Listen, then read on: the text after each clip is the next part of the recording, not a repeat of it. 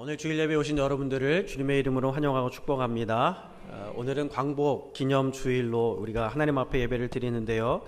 1945년 8월 15일 일제의 강제 점령에서 벗어나서 나라와 나라의 주권과 자유를 되찾은 기쁨의 날이요, 또 우리나라가 어둠에 매여 살다가 빛 가운데로 나온 은혜의 날인 줄로 믿습니다.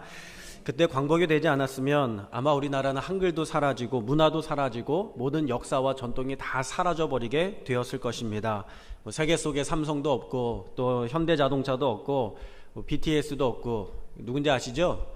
방탄소년단도 없고 아마 세상에 이렇게 자랑스러운 나라와 민족과 문화유산을 가진 나라로 세워지지 못했을 거예요. 그러나 하나님의 은혜로 말미암아 이 나라와 이 민족이 광복을 얻게 된 줄로 믿습니다. 당시에 복음이 전파되어서 정말 예수 믿는 자들이 목숨을 걸고 하나님 앞에 기도하며 나라와 민족의 주권 회복을 위하여 생명을 걸고 피를 뿌리면서 헌신했던 것은 정말 하나님께서 이 나라를 사랑하시고 귀하게 여기셔서 이 자리에 있는 저와 여러분들을 귀하게 여기셔서 하나님께서 일으키신 놀라운 역사요 은혜인 줄로 믿습니다. 여러분, 주권 국가라는 것이 얼마나 귀한 것이고 자유라는 것이 얼마나 감사한 것입니까? 정말 귀한 것이고 감사한 것입니다. 가치를 모르면요, 우리가 무의미해지게 되는 것입니다. 어떤 가정에 삼형제가 있었는데 나름대로 큰 성공을 거두었어요. 어느 날 한자리에서 어머니한테 자신들이 선물한 것을 자랑하기 시작했습니다. 첫째가 먼저 자랑하는 거예요. 나는 어머니에게 대궐 같은 왕궁 같은 큰 집을 지어드렸어. 둘째가 이렇게 자랑을 합니다. 나는 어머니에게 아주 큰 외국 외제 자동차를 선물해드리고 기사까지 딸려드렸어. 그러자 셋째가 미소를 지으면서 형들한테 이렇게 이야기를 했습니다. 아이고, 내가 아무래도 제일 좋은 선물한 것 같은데요. 나는 어머니가 성경 읽는 것을 너무 좋아하시는데 요즘 눈이 잘 안 보이셔가지고 성경 전체를 달달 외우는 기가 막힌 새 하나를 구해서 어머니께 선물을 드렸어요. 얼마나 비싼지 몰라요. 돈을 많이 들였는지 몰라요. 하면서 자랑을 했습니다. 얼마 후에 어머니로부터 편지를 받았어요. 첫째에게 어머니가 편지를 보냈습니다. 첫째야, 보아라. 네가 진 집은 너무 정말 크고 화려하고 아름답더구나. 근데 내가 나이가 들어 방 하나 나 혼자 쓰는데 집 청소하려니 너무 힘들다. 작은 집으로 바꿔다오. 이렇게 이야기를 했어요. 또 둘째 아들도 편지를 받았습니다. 둘째야, 보아라. 난 이제 너무 늙어서 여행을 할 수가 없구나. 그래서 네가 보내준 승용차는 별로 탈 기회가 없다. 그래서 늘 집에 세워놓고 산다. 그리고 네가 딸려 보낸 운전수는 참 버릇이 없구나 하면서 이렇게 편지를 보냈습니다. 그 셋째도 어머니 편지를 받았어요. 사랑하는 셋째를 보아라. 너는 어떻게 내 마음을 기가 막히게 잘 아는구나. 네가 보내준 닭은 맛있게 잘 먹었다. 네. 그런데 요즘 닭은 죽으면서도 말을 하더구나 하면서 이렇게 이야기했다는 것이죠. 여러분, 어머니는요, 귀한 선물을 받았지만 대부분은 과도한 선물이었어요. 필요 없는 선물이었어요. 정말 필요한 선물, 말씀을 사랑하는 엄마에게 성경을 대신 읽어줄 새는 잡아먹으리고 말았습니다. 그러니까 사람이요, 가치를 모르면 아무 소용이 없는 거예요. 가치를 모르면. 여러분, 우리가 얻은 자유와 우리가 얻은 주권이라는 가치를 모르면요, 정말 그것은 아무 소용 없는 것입니다. 얼마나 귀한 것인 줄 아십니까? 정말 주님께서 우리 가운데 주신 것은 바로 자유와 주권인 줄로 믿습니다. 1910년 일본이 한국에 들어와서 강제로 점령했습니다. 1950년에 북한과 소련의 공산당이 들어와서 한국을 공산화하려고 했습니다. 그들은 자신들의 말을 듣지 않는 자들을 무참히 죽여버리고 생명을 빼앗고요. 자유를 잃어버리게 되니까 어떻게 됩니까? 우리가 짐승 취급받게 되지 않습니까? 그런데 하나님은 이 나라를 사랑하셔서 광복을 얻게 되고 또 연이어 있는 6.25에서 공산화되지 않고 자유를 얻게 된 줄로 믿습니다. 여러분, 그래서 자유민주주의 대한민국을 이렇게 건설을 하게 되잖아요. 여러분, 조선과 대한민국은 완전히 다른 나라입니다. 조선이 대한민국이 아니에요. 생각 자체가, 패러다임 자체가 완전히 다른 나라예요. 여러분, 조선은 누가 주인입니까? 왕이 주인입니다. 조선은요, 왕이 주인이에요. 당시 조선의 사진들을 보면 얼마나 조선 사람들이 비참하게 살았는지를 알 수가 있어요. 서울은 거대한 변속관이었고 길거리에는 오물과 기생충과 악취와 온갖 더러운 것들이 가득했습니다. 여러분들이 드라마에서 보는 그 왕들이 입은 화려한 옷은요, 다 가짜입니다. 그렇게 좋을 수가 없어요. 지금 여러분들이 입고 다니는 옷들이 당시에 왕이 입었던 옷보다 더 좋은 옷임을 여러분 믿으시기를 바랍니다. 더 좋은 옷이에요. 여러분 다 비단 옷 입고 다니시고 실크 옷 입고 다니시고 얼마나 색깔이 형형색색 아름다운 옷을 입고 다니십니까? 여러분, 당시에는요, 사람들이 먹을 것이 없고 헐벗었습니다. 그래서 가난과 죽음뿐이었어요. 당시에 양반집이라고 생각하는 사람들도요, 키가 아주 작았어요. 영양실조에 걸렸어요. 그들의 뱃속에는요, 기생충이 가득했어요. 그렇게 어렵게 살았던 시대가 바로 조선시대였습니다. 그런데 대한민국은 어떤 세상입니까? 대한민국은요, 모든 주권이 누구에게 있습니까? 국민에게 있는 거예요. 국민이, 여러분이 왕입니다. 믿어지시면 아멘 하시기 바랍니다. 여러분들이 왕 같은 삶을 살고 왕보다 더 좋은 삶을 살고 있지 않습니까? 좋은 집에 에어컨 되죠, 난방 되죠, 자동차 있죠, 따뜻한 집 있죠. 얼마나 좋고 얼마나 아름다운 세상에 살고 있습니까? 저는 탈북민을 만날 기회가 참 많이 있었습니다. 제가 전에 있던 교회에서는 통일 선교를 하면서 많은 목사님들도 많이 만날 수 있었거든요. 뭐 유기성 목사님이라든가 뭐 이렇게 할렐루야 교회 김승훈 목사님이라든가 지구촌 교회 당시에는 진재영 목사님이었는데 그 목사님들을 직접 만나서 이렇게 대화하고 만날 수 있는 기회가 있었어요. 그러면서 탈북 사역을 같이 통일 선교를 동참을 했었는데, 그러면서 탈북민들을 참 많이 만났습니다. 그들이 북한에서 살아갔던 삶은요, 정말 인간 이하의 삶을 살아갔어요. 짐승의 취급을 받으면서 살아갔다라는 것입니다. 그리고 북한을 탈출하기 위하여 목숨을 걸고 정말 그 가운데에는 죽는 사람들도 있고요, 죽어나가는 사람들도 있으면서 자유를 얻기 위하여서, 이 대한민국 땅을 밟기 위하여서 생명을 걸고 탈출했다는 것입니다. 여러분, 북한이요, 너무 가난하고 어렵게 지낸다는 거예요. 여러분, 북한 군인들이 참 많이 있잖아요. 그런데 남자 군인 키가 한 150 정도밖에 안 된답니다. 근데 고난의 행군을 지나가게 되면서 키가 더 작아졌대요. 키가 140cm, 143cm만 되면은 군대 입대를 한답니다. 그럼 상상이 가세요? 요즘 고등학생들 키가요, 민성아 너 키가 몇이지? 175. 보통 175 이상, 뭐 180 이렇게 됩니다. 요즘 고등학생들은요, 제가 올려다 봐야 돼요. 140하고 180은요, 키가 엄청나게 차이가 많이 나는 거예요. 머리 하나 이상 차이 나는 것입니다. 여러분, 북한은 전기를 언제 공급받냐면, 우리는 상상하지 못하잖아요. 근데 북한은요, 전기를 명절에만 공급을 받는데요. 명절에만 공급을 받는답니다.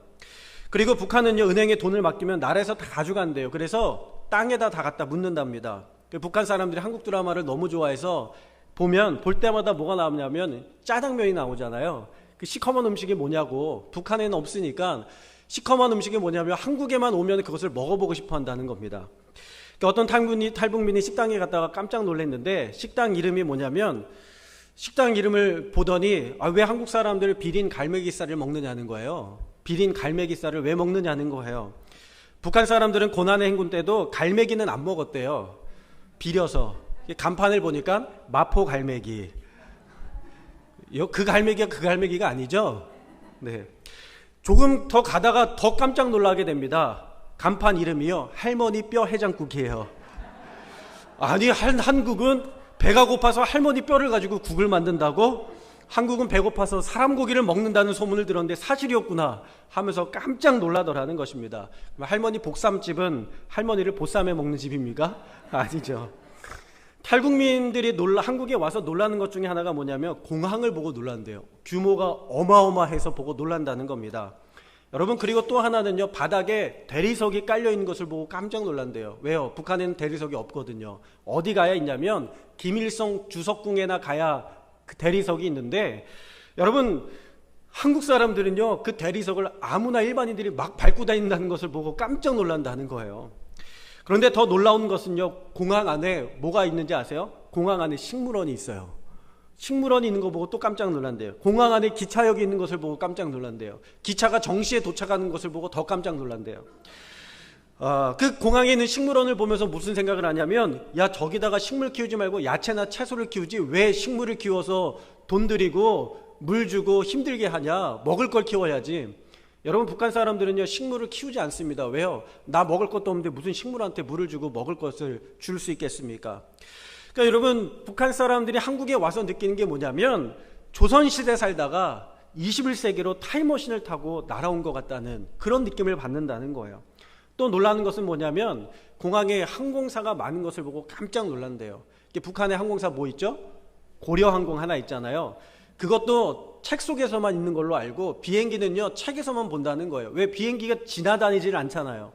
근데 비행기를 일반 사람들이 탈 수 있는 기회가 전혀 없잖아요. 여기 계신 분들은 다 해외 나갔다 오시고 뭐 제주도 나갔다 오시고 얼마나 많이 여행들 많이 하셨습니까? 근데 북한에는요, 비행기가 교과서 안에만 있는 게 바로 비행기라는 거예요. 그런데 한국에 딱 들어왔는데 공항에 한글로 써있는 항공사들이 참 많이 있죠. 한국에 대한항공 하나만 있는 줄 알았는데 세상에 아시아나 있죠, 에어 서울 있죠, 에어 부산 있죠, 제주항공 있죠, 티웨이 있죠, 이스타항공 있죠. 이 많은 항공사들 보면서 막 턱이 벌어져가지고 깜짝 놀란다는 거예요. 그래서 국정원 조사할 때 가서 물어본대요. 아니, 북한에는 남조선이 북한을 침략하고 우세한 것처럼 보이려고 차도 많이 있는 것처럼 전시한다고 하던데 공항에 있는 비행기도 그런 겁니까? 하고 물어보니까요, 검시관이 어이가 없어서 웃으면서 국정원에는 여러 가지 자료들, 데이터를 다 볼 수 있잖아요. 대한민국의 위에 떠 있는 비행기들을 딱 보여주는 거예요. 이게 뭡니까? 이거 다 인천공항에 내리려고 비행기들이 대기하고 있는 겁니다. 그게 또 깜짝 놀라는 거예요. 에이 사기 치지 마시오, 후라이 치지 마십시오 하면서 이렇게 이야기를 거예요. 그러면서 대한민국의 공항이 몇 개 있는지 아냐고. 여러분, 대한민국의 공항이 몇 개 있습니까? 인천공항 있죠, 김포공항 있죠, 원주공항 있죠, 양양공항 있죠, 제주공항 있죠, 광주공항 있죠, 또 어디 있죠? 김해공항 있죠, 청주공항 있죠. 얼마나 공항이 많이 있습니까? 믿지를 못한다는 거예요. 믿지를 못한다는 거예요. 여러분, 우리나라가 이렇게 선진국이 된 줄로 믿습니다.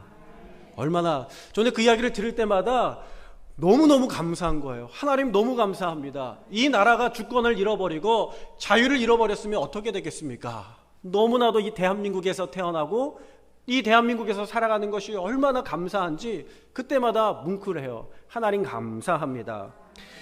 어떤 탈북자가 베이징 공항에 갈 일이 있었는데 대한항공 딱 옆에 뭐가 있었냐면 고려항공 비행기가 딱 있는 거예요. 여러분, 지금 비행기들은 다 어떤 비행기입니까? 다 제트기잖아요.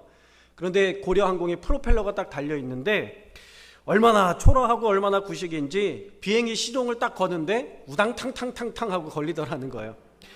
그 비행기 가다가 떨어질 것 같은 그 비행기를 타려고 북한 사람들이 딱 줄 서 있는데 하나같이 남자들이 머리 헤어스타일이 다 똑같아요. 빡빡이 스포츠 머리로 다 똑같고 여자들도 다 똑같고 딱 움직이지 않고 정자세로 앞만 보며 서 있는데 이 사람들이 군기가 얼마나 많이 들었는지 쳐다보지를 못하는 거예요. 다른 나라 사람들, 다른 지역을 두리번거릴 수가 없는 거예요. 그 어떻게 합니까?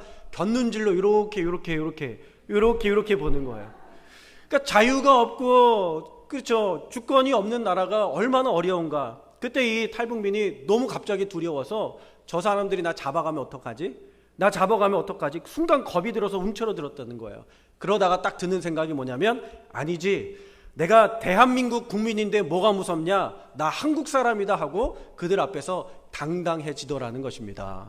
여러분, 대한민국 사람이라는 게 이렇게 당당한 것입니다.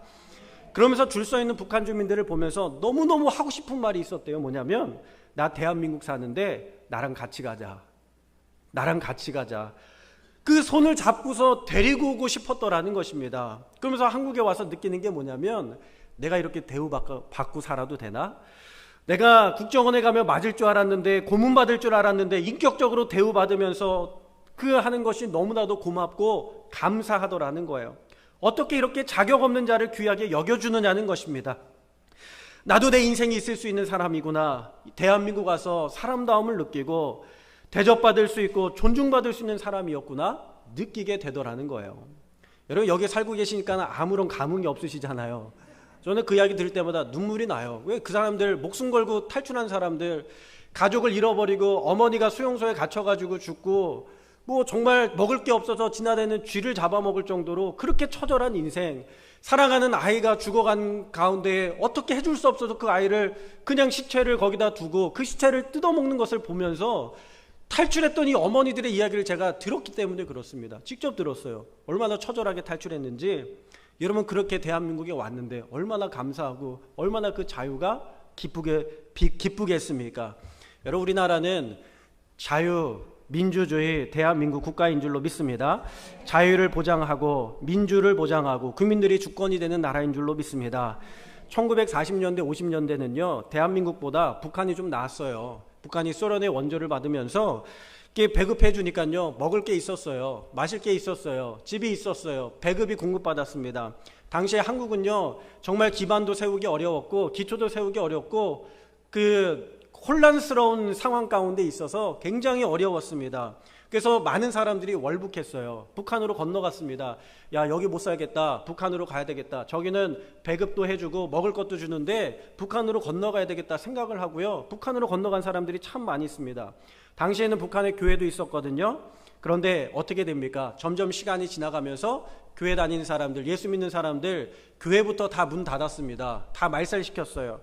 지금의 북한에 교회가 있고 북한에 성당이 있는데 뭐 목사님도 없고 신부님도 없고 신자도 없습니다. 사람들의 자유를 딱 빼앗아 버리고 하나님을 버리게 되면서 북한은 완전히 어둠과 사망의 권세 가운데 빠지게 되었다는 것입니다. 여러분, 우리나라가 1945년 8월 15일 광복을 얻었는데 그 광복이 이렇게 소중하고 그 주권이 이렇게 소중하고 자유가 그렇게 소중한 줄로 믿습니다. 오늘 이 시대에 우리가 기도하고 간구해야 될 것은 단순히 1945년 8월 15일 광복한 것으로 우리가 만족하는 것이 아니라 이 시대를 위해서 기도하고 이 세대를 위해서 기도하고 이 아시아 땅을 위해 우리가 기도해야 될 줄로 믿습니다. 여전히 어둠 가운데 사로잡혀 있고 여전히 죄 가운데 사로잡혀 있고 여전히 하나님을 모르고 말씀을 모르고 예수님을 모르고 여전히 세상의 잘못된 이념과 사상에 사로잡혀가는 사람들, 그들을 바라보면서 우리 긍휼히 여기면서 그들이 빛 가운데로 나올 수 있도록, 생명 가운데 나올 수 있도록 우리가 끝까지 기도해야 될 줄로 믿습니다. 얼마 전에 국정원에 잡힌 사람들이 있었죠. 간첩들이었죠. 너무 놀란 것은 이 사회 속에, 이 대한민국 속에 정말 침투해가지고 불온한 사상을 퍼뜨리는 것뿐만 아니라 각 중요한 요직의 자리에 들어가서 그의 사람들을 흔들고 있는 것을 바라보면서 여러분, 우리가 깨어서 정신 차리고 기도하지 않고 깨어서 말씀 붙들지 않고 깨어서 있지 않으면 정말 넘어질 수밖에 없겠다라는 생각이 들었습니다. 지금 정권이 세워지는데 적극적으로 홍보하여 운동했다는 사실을 들으면서 정말 이 사회 속에 너무나도 깊이 있게 불온한 생각을 가지고 있는 사람들이 침투해 있구나. 여러분, 1945년 8월 15일 광복한 것으로 우리가 끝난 것이 아닙니다. 여러분, 항상 말씀 붙들고 기도하며 이것을 우리가 잘 유지하며 감당해 나갈 수 있도록 여러분 기도해야 될 줄로 믿습니다. 헛된 사상과 이념과 어둠 속에 빠져있는 수많은 사람들에게 오늘 주님께서 말씀하시는 거예요. 우리 18절과 19절의 말씀을 다 같이 함께 읽도록 하겠습니다. 주의 성령이 내게 임하셨으니 이는 가난한 자에게 복음을 전하게 하시려고 내게 기름을 부으시고 나를 보내사 포로된 자에게 자유를, 눈먼 자에게 다시 보게 함을 전파하며 눌린 자를 자유롭게 하고 주의 은혜의 해를 전파하게 하려 하심이라 하였더라. 아멘. 여러분, 성령님께서 우리 가운데 임하시게 되면 우리가 자유를 얻게 되는 줄로 믿습니다. 가난한 자에게 복음이 전파되고 포로된 자에게 자유가 주어지게 되고 눈먼 자, 보지 못하는 자, 깨닫지 못하는 자가 보게 되는 역사를 얻게 될 줄로 믿습니다. 그러니까 이 나라 이 민족 가운데 성령의 불이 임하여서 모든 어둠에 빠진 자들이 예수 그리스도의 발 앞에 나와서 생명의 빛을 보고 죄와 어둠과 사망에서 깨어나게 해달라고 영적인 광복을 위해서 여러분 우리가 끝까지 광복의 투사가 되어서 영적인 투사가 되고 믿음의 투사가 되고 기도의 투사가 되어서 말씀 붙들고 이 나라와 민족 아시아 땅을 위하여 기도할 수 있는 저와 여러분 다 될 수 있기를 주님의 이름으로 축원합니다.